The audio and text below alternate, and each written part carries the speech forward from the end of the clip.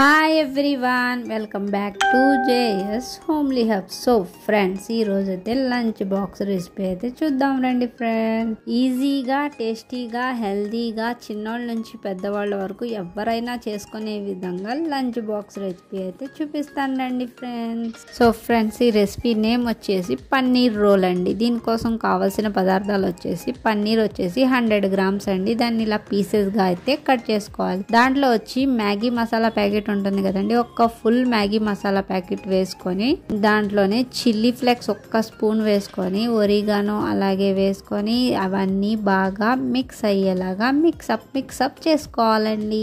చేసుకొని దాన్ని ఒక 15 మినిట్స్ పక్కన పెట్టుకోవాలి. అలాగే ఒక స్టవ్ మీద ఒక పాన్ పెట్టుకొని వేడెక్కిన తర్వాత ఒక స్పూన్ ఆయిల్ వేసుకొని దాంట్లో స్లైసెస్ గా కట్ చేసిన ఆనియన్స్, టమాటో వేసి లైట్ గా సాటే చేసుకోవాలి. మళ్ళీ అదే పాన్ లో లైట్ గా ఆయిల్ వేసుకోవాలండి. మా పాప అయితే ఎక్కువ వేసింది, మీరు కొద్దిగా తక్కువ వేసుకోండి.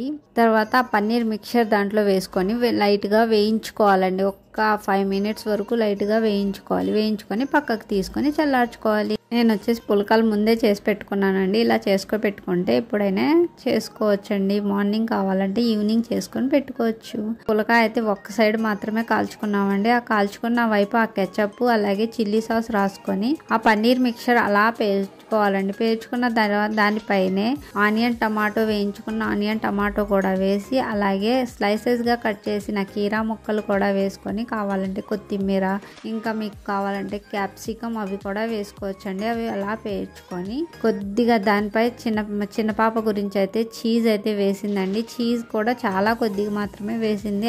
చీజ్ అయితే వేసిన తర్వాత చపాతీని అలా రోల్ చేసుకోవాలండి. రోల్ చేసుకొని తవా వేడెక్కిన తర్వాత లైట్ గా ఘీ లేదా బటర్ రాసి స్లో ఫ్లేమ్ మీద 2 వైపులా కాల్చుకోవాలండి. కాల్చుకున్న తర్వాత ఇంకా సర్వ్ చేసుకోవడమే. సర్వ్ చేస్తే మా చిన్నదైతే ఒకటి ఇంట్లో ఇలా ఒకటి తిన్నదండి. స్కూల్కి అయితే లంచ్ బాక్స్ లో ఒకటి తీసుకుని వెళ్ళింది. ఇంట్లో ఎవరు చిన్న పిల్లలు ఉన్నా ఇలాంటి రెసిపీస్ చేసి పెడితే కంపల్సరీగా బాక్స్ అయితే ఫినిష్ చేసుకుని వస్తారు ఫ్రెండ్స్. అంత టేస్టీగా ఉంది, అంటే హెల్దీగా కూడా ఉంటుందండి. ఇలాంటి రెసిపీస్ కోసం మా వీడియోస్కి లైక్ చేయండి, షేర్ చేయండి, సబ్స్క్రైబ్ చేయండి. ఇలాంటి వీడియోస్తో మళ్ళీ కలుద్దాం.